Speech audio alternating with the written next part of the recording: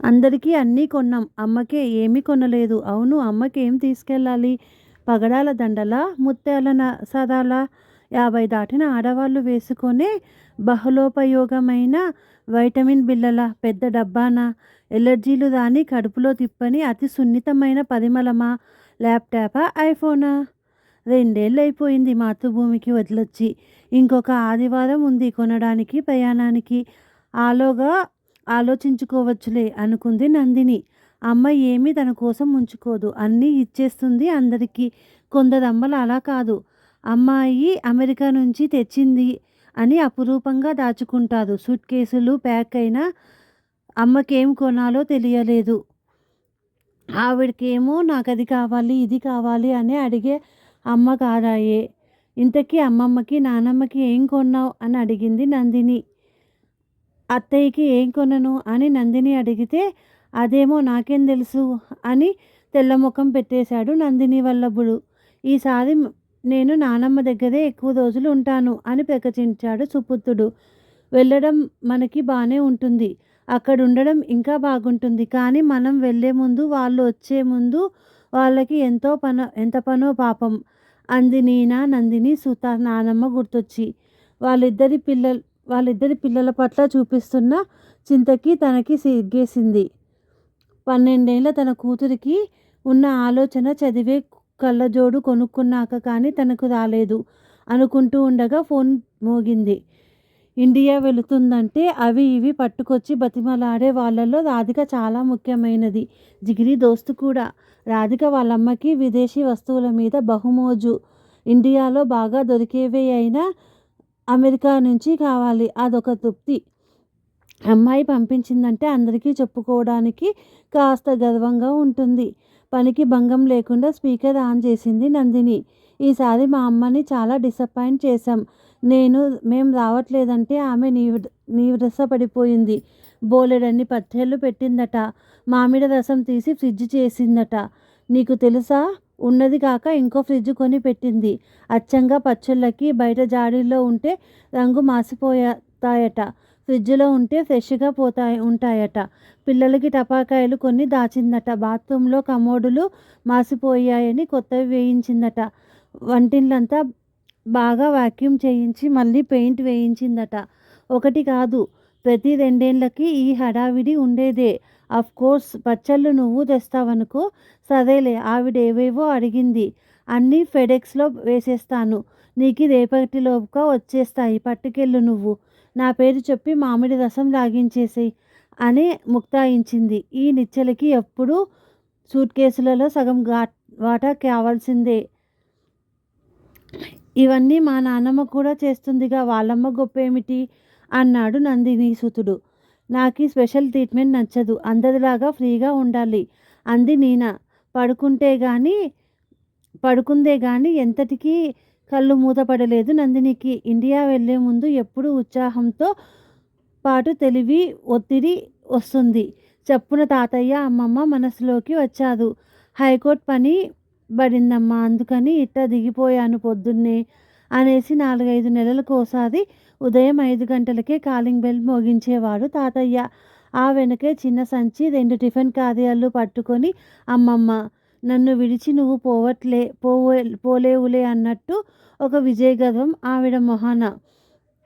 అట్టా చిక్కిపోయావేమే అని అమ్మని పరామర్శ చేస్తుంటే నందినికి నవ్వొచ్చేది.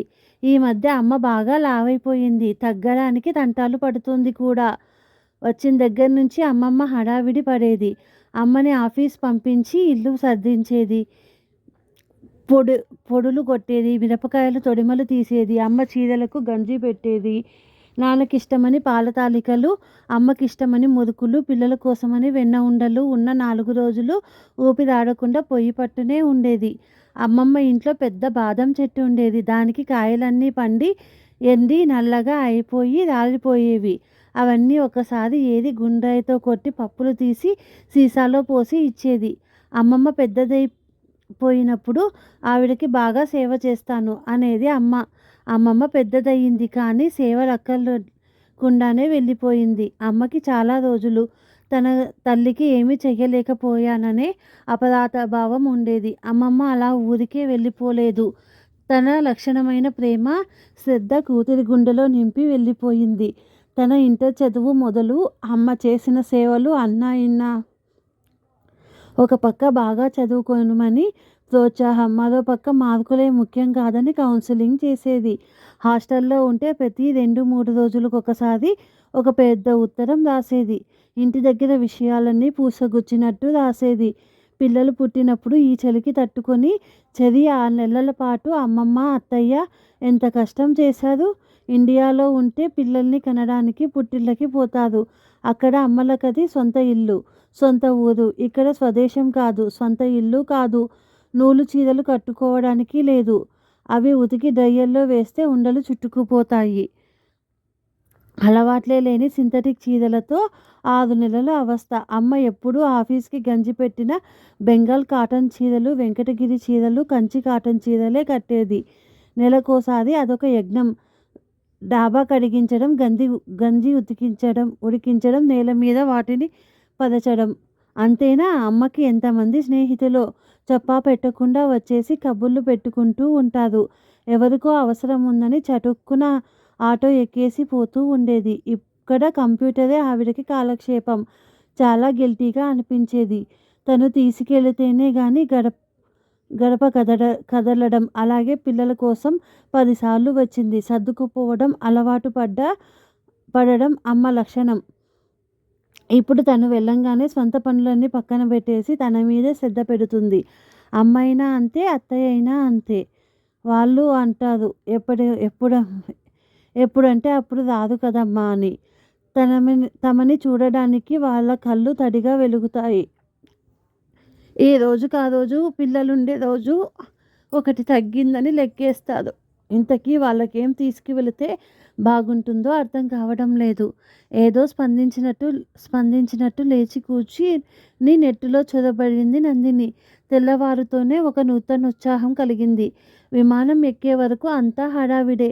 పిల్లలిద్దరూ కల్పించుకొని సాయం చేస్తుంటే అనిపించింది, ఆ వయసులో ఇటు పుల్ల అటు తీయని పెట్టనిచ్చేవారా తనని? తనకన్నా తన పిల్లలే నయం అని. అనుకున్నట్టే అమ్మ, నాన్న, అత్తయ్య, మామయ్య అంతా ఎయిర్పోర్ట్కి వచ్చారు. అనుకున్నట్టే ఇల్లంతా అద్దంలా పెట్టారు. అనుకున్నట్లే బాత్రూంలో టాయిలెట్ పేపర్స్, డైనింగ్ టేబుల్ మీద పేపర్లు, నాప్కిన్లు అన్నీ అమర్చింది అమ్మ. అనుకున్నట్లే 4 రోజుల కోసం ఒక డ్రైవర్ని, ఒక వంటావిడని పెట్టారు. అనుకున్నట్టే కబుర్లు, సూట్ కేసులు విప్పడాలు, జెట్ బ్యాగులు అయిపోయాక మా అమ్మ నాన్న రేపు ఊరు వెళ్ళిపోతారేమో, వాళ్ళని కాసేపు బయటికి తీసుకెళ్తాను అన్నాడు నందిని సహచరుడు. ఎవ్వరూ వెళ్ళరు. నేను ఈసారి మీ అమ్మని, మా అమ్మని, రాధిక వాళ్ళ అమ్మని, ఇంకో 2 వాళ్ళ స్నేహితుల్ని కలిపి టూర్ పంపిస్తున్నాను. ఎల్లుండే ప్రయాణం. అదే నేను ఈసారి వాళ్ళ కోసం తెచ్చిన కానుక అంది నందిని. మీ నాన్న మా నాన్న కాసేపు చెస్సో పేకో ఆడేసుకొని కబుర్లు చెప్పుకుంటారు. వియ్యపురాలిద్దరూ ఈ టూర్లో బాగా స్నేహితురాళ్ళు అవుతారు. మనం ఇక నుంచి అన్ని రోజులు అందరం కలిసే ఉంటాం. అమ్మలిద్దరూ వచ్చాక మనం ఇంటికి పోతాం. మీ అమ్మ నాన్న కూడా ఇక్కడికే వస్తారు. అన్ని రోజులు అందరం కలిసే ఉంటాం వంతులేసుకోకుండా. అది ప్లాను అంది నందిని. మా అమ్మ ఒప్పుకోదు. పిల్లలొచ్చినప్పుడు ఊరెళ్ళడానికి నీ ప్లాన్ బాగాలేదు అన్నాడతను. పిల్లలు రానప్పుడు ఆవిడ వెళ్ళడానికి మీ నాన్న ఒప్పుకోరుగా మరి. గుర్తు తెచ్చుకో. మీ అమ్మ ఎన్నెన్నిసార్లు ఎక్స్కర్షన్లకి, టూర్లకి పంపించిందో. వాళ్ళని హాయిగా తిరిగి రాని అని. ఇల్లు నేను చూసుకుంటాను, నేను అన్ని ఏర్పాట్లు చేసేస్తాను అంది నందిని తాంబూలాలు ఇవ్వడం అయిపోయిందన్నట్టు. మరి నాన్నల్ని కూడా పంపిస్తే పోదా? ఈసారి ఎంత హాయిగా స్నేహితురాళ్ళతో తిరిగి రాని. వాళ్ళు ప్రైవేట్ కబుర్లు చెప్పుకొని, వాళ్ళ స్పేస్ వాళ్ళు ఆనందించని. ఇక్కడుండి మనం మన నాన్నలకి సేవ చేసుకొని తరిద్దాం. వాళ్ళు చక్కగా వెళ్ళొస్తారు. 10 రోజులు స్వతంత్రంగా ఉంటారు. నాన్నలకి విహారంలోని మాధుర్యం తెలుస్తుంది అంది. అనుకున్నట్టే అమ్మలిద్దరూ వెళ్ళం పొమ్మన్నారు. మీరు మాకు చేసిన దాంట్లో ఇది 1000వ వంతు. మాకు మీరు 30 ఏళ్ళు సేవ చేశారు. మేం మీకు 30 రోజులు సేవ చేస్తాం. ఈసారి మీరిద్దరూ ఇటు పుల్ల అటు తీసి పెట్టరంతే. వెళ్ళకపోతే కుదరదు అని నందినితో పాటు నీనా కూడా వంత పాడింది. ఈ మధ్యన చాలా కథల్లో అక్కడ ఎన్ఆర్ఐ పిల్లలు తల్లిదండ్రుల్ని పట్టించుకోవట్లేదని ఇక్కడికి పిలిపించి సేవలు చేసించుకుంటున్నారని, ఇక్కడికి వచ్చిన వీళ్ళకే సేవలు చేయాలని, వీళ్ళేమో మమ్మల్నే కదా అమెరికా రమ్మన్నారని ఎగురుకుంటూ పోయి ఇబ్బందులు పడుతున్నారని ఒకటే రాసేస్తున్నారు. అందుకే మా అమ్మాయి గిల్టీగా ఫీల్ అయిపోయి ఇలా ఏర్పాటు చేసుంటుంది అన్నాడు నందిని తండ్రి. పిల్లల్ని విసిగించే తల్లిదండ్రులు ఉంటారు, తల్లిదండ్రుల్ని విసిగించే పిల్లలు ఉంటారు. అందులో కొత్త ఏముంది? ఇండియాలో పిల్లలు మాత్రం అలా ఎంతమంది లేరు. అదొక ప్రిజుడిస్ అంతే. నా మటుకు నాకు వాళ్ళు పడే కష్టం ముందు మనం 6 నెలలుండి చేసింది ఒక లెక్క అనిపిస్తుంది. గంటలు గంటలు డ్రైవింగ్, ఒకటే పని. ఇక్కడైతే 4 రోజులు సెలవు పడేసి అమ్మ దగ్గరికి రావచ్చు, లేకపోతే అమ్మనే పిలవచ్చు, అమ్మాయిని పెట్టుకోవచ్చు, పని వాళ్ళ చేత పని చేయించుకోవచ్చు. అక్కడంతా కష్టం కదా. అదంతా ఎక్కడ బాధలో అక్కడివి. ఏం చేసినా కన్న పిల్లలే కదా, పరాయి వాళ్ళకేం కాదుగా అంది నందిని అత్తయ్య గారు. నీది మరీ అత్యుత్సాహంలే అమ్మ. వచ్చేవాళ్ళు నీ పిల్లలే కదా, వాళ్ళనో పెద్ద విఐపీలా చూస్తావు. ఆ గారానికి మెచ్చే నీ మనవడు నీ దగ్గరే ఎక్కువ రోజులు ఉండాలంటున్నాడు అన్నాడు ఆవిడ కొడుకు. చాలానాళ్ళ దాకా కనపడదు గదయ్యా, అందులో తప్పేముంది? మా మనసుకి అట్లా అనిపిస్తుందంటే. చూసేవాళ్ళకి ఎట్లా అనిపిస్తే నాకేమిటి? మీరొచ్చి వెళ్ళిన 10 రోజులు మనసులో నిలిచిపోవాలని ఉంటుంది, మాకు చేతనైందంతా చెయ్యాలని ఉంటుంది. ఇదిగో నీ కూతురు చూడు, నా మెడ మీద చెయ్యేసి నుంచుంది. ఇట్లా మళ్ళీ దాన్ని నేను ముట్టుకోవాలంటే ఎన్నాళ్ళు ఎదురు చూడాలి చెప్పు? మీరు నాకు ఎన్ఆర్ఐలు కాదు, మా పిల్లలు. చాలా కాలం తర్వాత మా గడపకు వచ్చిన పిల్లలు అంతే అందావిడ కొంగుతో కళ్ళు తుడుచుకుని. నందిని కళ్ళల్లోకి నీళ్ళొచ్చాయి. మీ అలసట తీరేదాకా రావద్దులే అనుకున్నాను అంటూ ఒక పెద్ద సంచితో వచ్చింది రాధిక తల్లి సువర్ణ. పిల్లలు, ఇదిగో టపాకులు. మా రాధమ్మ పిల్లలు వస్తాదని కొనిపెట్టా, తెలుసుగా. వాళ్ళు వచ్చినప్పుడే ప్రతి ఏళ్ళు దీపావళి చేస్తాను నేను. బాంబులు లేవులే అని పైకి పోయి పూలు దాల్చేవే. చాలా మంచి పని చేశావే అమ్మడు. జైపూర్, ఉదయ్పూర్, ఢిల్లీ, ఆగ్రా చూడాలని ఎన్నాళ్ళ బట్టో కోరిక, చూడలేదు నేను. మా ఆయన సరే సన్యాసం పుచ్చుకున్నట్టే ఉంటాడు, దేని మీద మనసు లేదు అందావిడ గజ్జలు మోగించినట్టు నవ్వుతూ. ఇదిగో అమ్మమ్మ, రాధిక ఆంటీ ఇచ్చిన ప్యాకెట్ అంటూ నీనా ఆవిడకో పెద్ద ప్యాకెట్ ఇచ్చింది. సువర్ణకి రోజు వాడే వస్తువులు కూడా అమెరికావే కావాలి అంది నందిని తల్లి. అదంతేలే, మన సొసైటీలో ఒక గౌరవం, నీకు తెలీదు. అట్లా చూపించుకుంటూ ఉండాలి. ఏమిటో ఈ ఫాల్స్ ప్రెస్టేజీలకు వాటితోనూ పని ఉంటుంది అంది రాధిక తల్లి మళ్ళీ గజ్జలు మోగించి. భేషజాలకి అత్యుత్సాహానికి పేదోడిపోతున్న ఆ తల్లుల కళ్ళల్లోకి ఒకంత గర్వం ఉంటే ఉండొచ్చు, కానీ అమ్మాయిలనో అబ్బాయినో చూడంగానే రైలో బస్సో ఎక్కేసి ఏ తెల్లవారుజామునో కాలింగ్ కొట్టేసి అమ్మాయినో అబ్బాయినో ఆశ్చర్యంలో ముంచి తేల్చే అవకాశం లేదనే విచారం ఉంది. ఆ విచారాన్ని కప్పిపుచ్చుకునే అత్యుత్సాహము ఉంది. అదే ఆ కాల దీపావళి